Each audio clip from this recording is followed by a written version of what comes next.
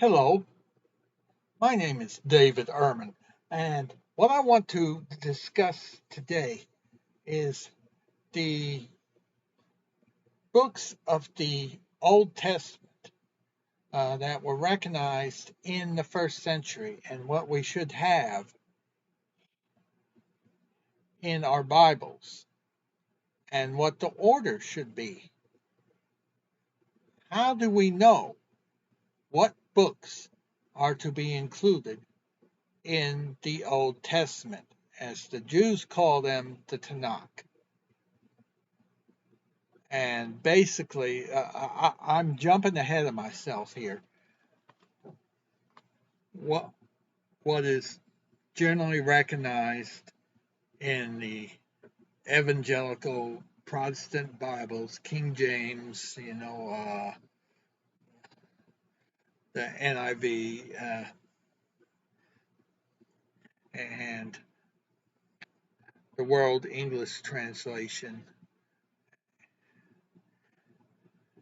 and Moffat Translation, and the New American Standard Bible, all that they basically have the Old Testament traditional Protestant Old Testament, and that is the correct one. And it does agree with the Jewish Tanakh, except uh, in the order of the books and the titles. Well, I have in my files a summation of what the books are and when they were recognized. Most of you have probably heard of Josephus. Now, he lived a generation after Yeshua, uh, Yeshua being more popularly known as Jesus Christ. Yeshua was his Aramaic name. Uh, I, will start reading it off.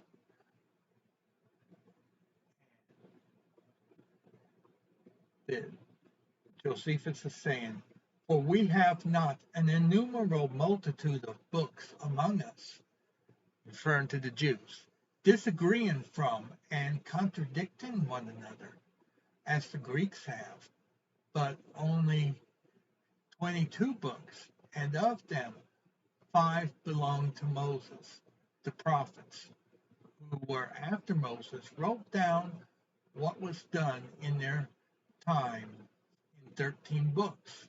The remaining 4 books contain hymns to God and precepts for the conduct of human life." That's Josephus against Apion, Book 1, Section 8, translated by William Whitston. And I got this off of the Gutenberg.org website. And further, according to British scholar Julian Spriggs, in his defense of Judaism against Apion, uh, Josephus writes about the Jewish scriptures comparing their fixed canon with the multitude of Greek books. He defined the Hebrew canon as containing 22 books, dividing the scriptures into 3 main sections, but differently from the standard Jewish divisions. His first groups were the 5 books of Moses, covering a period of 3,000 years from creation to Moses. The second group were 13 books of prophets from Moses to the Persian king, Artaxerxes.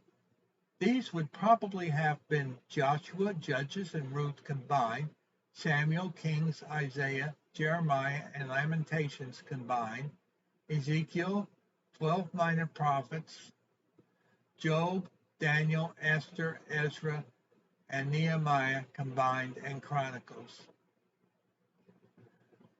The last were the remaining 4 books of hymns and precepts. Psalms, Proverbs, Ecclesiastes, and Song of Solomon. Josephus Scriptures, Julian Spriggs.co.uk.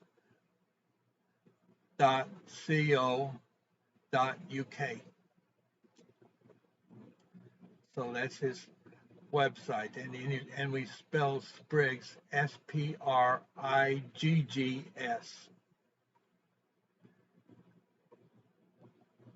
And Spriggs further comments that the Hebrew canon, Tanakh, called the Old Testament in Christianity, was considered as complete by Josephus and Jews in general around 440 BC. According to Josephus, the last scriptures written under God's inspiration were from the times of Artaxerxes, king of Persia, 465 to 424 BC. This would be the book of Malachi.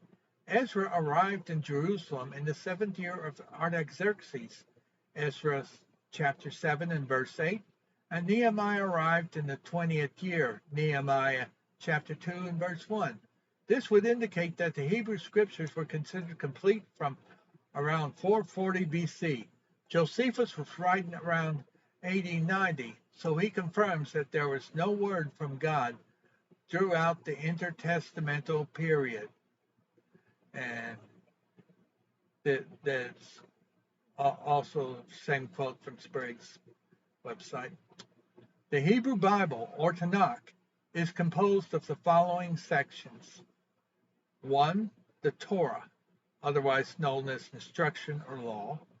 2nd, the Nevi'im, N-A-V-I, apostrophe I-M, the prophets. Nevi'im is the prophets. And Ketuvim is the writings. Ketuvim. The Torah, the first section of the Tanakh, is composed of Bereshit, Genesis, Shemot, Exodus, Vayikra, Leviticus, Bamidbar, Numbers, and Devarim, Deuteronomy. There are 5 books of Moses. They are the 5 books of Moses. You know, maybe I mispronounced some of the Hebrew words a little bit, but you know, I've certainly studied Hebrew. You know, I've had a unofficial course in Hebrew. It's sort of a study group, and of course, I read Hebrew daily online with English underneath. You know, and so I would say on around intermediate level. The Nevi'im prophets and the second section of the Tanakh are composed of the books from the former prophets: Joshua, Judges, Samuel, 1st and 2nd Samuel combined, and Kings, 1st and 2nd Kings combined. The latter prophets, Nevi'im, are Isaiah, Jeremiah, Ezekiel, and the 12 minor prophets. Anciently, the 12 minor prophets could be written on a single scroll and were thus one book. The third section of the Tanakh, the Ketuvim writings, is composed of the following: Tehillim, Psalms, Mishlei, Proverbs, Iyov, Job, Shir Hashirim, Song of Songs, Ruth, Ikah, Lamentations, Kohelet, Ecclesiastes, Esther, Daniel, Ezra, Nehemiah, Devarim, Hayamim, 1st Chronicles, and Devarim, Hayamim 2, 2nd Chronicles. According to biblical scholar Gleason L. Archer, who lived from 1916 through 2004, the canon of the Masoretes, which is the modern Hebrew canon, is incorrect in assigning the book of Daniel to the writings Ketuvim. As for the placement of Daniel in the Masoretic arrangement of the canon, this is completely without evidential force. Referring to Josephus' comments in Contra Apion, which I already quoted at the top of this text, Josephus then took these 22 books down into three categories: 5 books of Moses, i.e. the Pentateuch, 13 books of the prophets, and the remaining 4 books that embrace hymns to God and counsels for men for the conduct of life. The 4 books of poetry and wisdom were unique, page 7,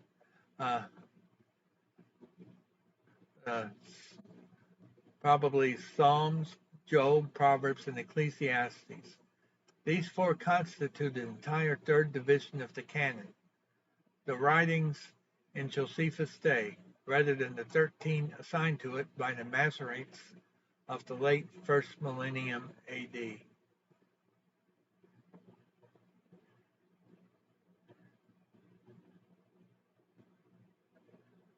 And I go on further down that. So basically there's 22 books listed, and the book of Daniel should be counted in the prophets instead of writings, because Daniel was a prophet. Yeshua called him a prophet.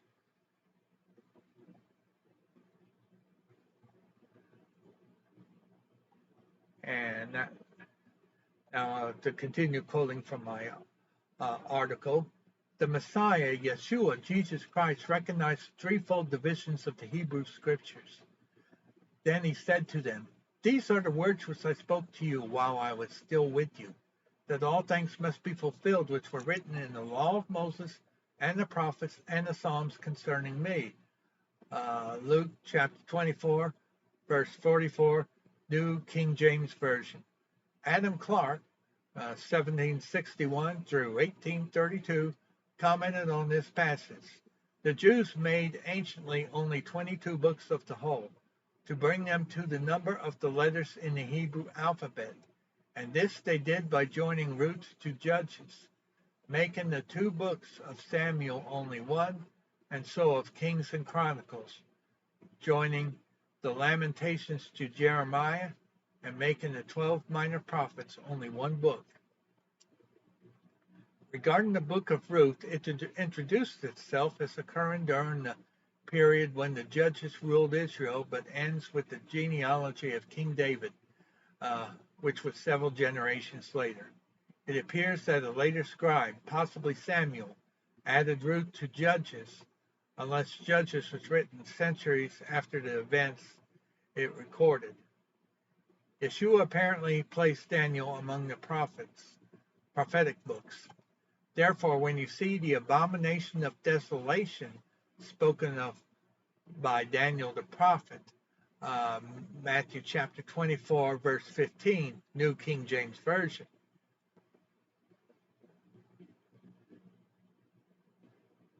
So that's basically summing up what was the books that were recognized. And it's very important that we keep Daniel where it is. And later on in a future video, I will briefly explain the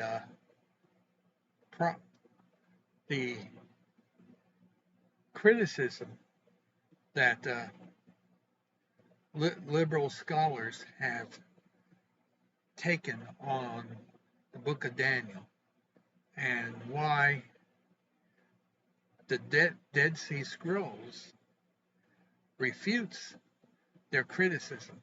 You know, that these liberal scholars came long before the 1940s. You know, when the Dead Sea Scrolls were found, that they came long before then, and you know, long before our time. You know, centuries. But that will be all for today. And thank you for listening. And please subscribe to my YouTube channel.